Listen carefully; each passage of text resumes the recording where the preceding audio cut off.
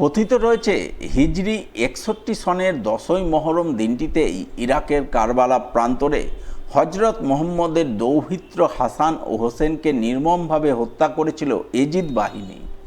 সেই থেকে এ দিনটিতেই প্রতি বছর পালিত হয়ে আসছে শোকের পরব মহরম।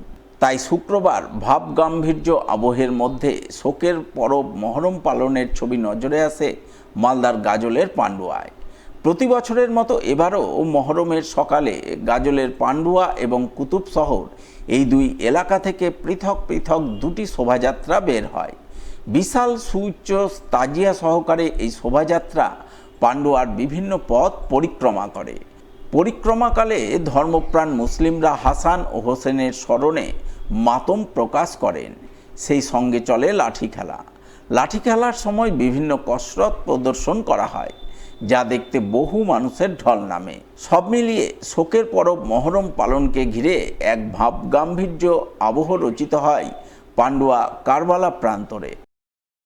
আমাদের এখানে যে মহরম হয় এটা বহুত দিন থেকে হয়ে আসছে। এই উৎসবটা হচ্ছে হযরত ইমাম হোসেনের এই দিনে শহীদ হয়েছিলেন। এই শহীদের এতে আমরা সবে ধর্ম জাতি মিলে আমরা দুঃখ পালন করি, আফসোস পালন করি। এই মহরম আমরা এক জায়গার শুধু লোক না, বিভিন্ন জায়গার লোক আছে।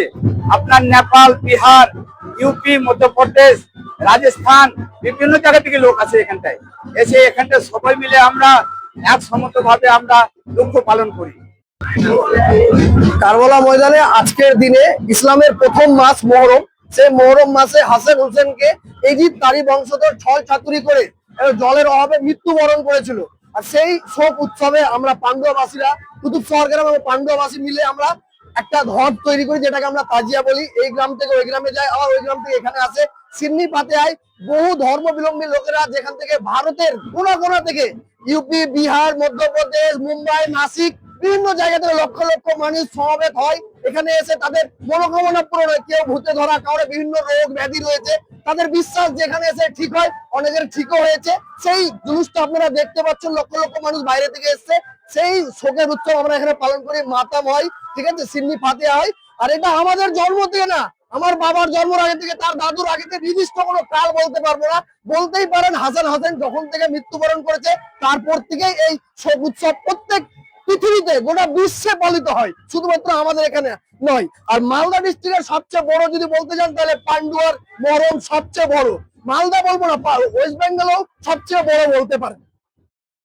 শুক্রবার মুসলিম সম্প্রদায়ের শোকের পরব মহরমের দিনে উরুস মোবারক অনুষ্ঠিত হলো মালদা শহরের পীরোত্তর জাহান পীরের মাজারে। এই উপলক্ষে এদিন সকাল থেকে মাজার চত্বরে নানান ধর্মীয় কর্মকাণ্ড চোখে পড়ে। জাহান পীরের উরুস মোবারককে ঘিরে ধর্মপ্রাণ মুসলিমরা চাদর নিয়ে ধর্মীয় শোভাযাত্রা করে মাজার চত্বরে ভিড় জমান। সকলে মিলে মাজারে চাদর চড়িয়ে দোয়া পাঠ করেন। সকলের মঙ্গল ও সুখ শান্তির প্রার্থনায় ব্রতী হন। আমাদের এই জাহানপীর মাজার যে উরুস, সেই উরুসটা প্রতি বছরের ন্যায় এবছরও উদযাপন হচ্ছে। আমরা জাহানপীর মাজারের ওয়াকাফ স্টেটের মুতওয়ালি, সরকার প্রদত্ত আমাদের অ্যাপয়েন্টেড কিন্তু আমরা মুতওয়ালি। আমরা প্রতি বছর আমাদের 2011 সাল থেকে আমরা আছি, প্রতি বছর আমরা এই অনুষ্ঠানটা করি। এখানে চাদরকুশি হয়, চাদরকুশি হওয়ার পরে সিন্নি বিতরণ হয় এবং মালদা জেলার বিভিন্ন জায়গা থেকে আগত শ্রদ্ধালু ব্যক্তিগণ এখানে শ্রদ্ধা নিবেদন করে এবং আমরা এই অনুষ্ঠানটা মোটামুটি আমাদের রাত্রি 11টা-12টা পর্যন্ত চলে এবং আমরা সকলে চেষ্টা করি মালদার সমস্ত মানুষকে সহযোগিতা আমরা চাই এবং আমরা এই অনুষ্ঠানটা যাতে আরও সুন্দরভাবে করতে পারি এই আবেদন রাখি মালদা মানুষের। আজকে আমাদের প্রতিবারের বৃহত্তর জাহানপীর মাজার যে ওয়াকফ স্টেট মোতালি কমিটি আছে তাদের উদ্যোগেই একটা বিশেষ অনুষ্ঠান হয়, চাঁদাকুশি এবং সিন্নি হয়। সারাদিন প্রোগ্রামটা আমাদের চলে, সারাদিন ধরেই চলবে আমাদের। আজকের এই দিনটি বিশ্বের সমস্ত মুসলিম ধর্মের মানুষ যারা আছেন তাদের কাছে বিশেষ দিন একটা। এই দিনটি হচ্ছে আত্মত্যাগের দিন। হৃদয় বিদারক ঘটনা ঘটেছিল কারবালার প্রান্তরে, যেখানে আমাদের প্রিয় নবী হযরত মুহাম্মদ সাল্লাল্লাহু আলাইহি সাল্লামের দৌহিত্র হুসেন ইমাম সাহেব পরিবারসহ সত্য, ন্যায় এবং স্বৈরাচার শাসনের বিরুদ্ধে গিয়ে নিজের জীবন পরিত্যাগ করেছিলেন। সেই দিনটিকে স্মরণ করে আমরা বিশ্বের সমস্ত মানুষের সঙ্গে এই দিনটিকে খুব দুঃখের সহিত আমরা স্মরণ করি এবং এটাকেই কেন্দ্র করে আজকে চাদর বর্ষি প্রোগ্রাম এবং সিন্নি বিতরণ অনুষ্ঠান।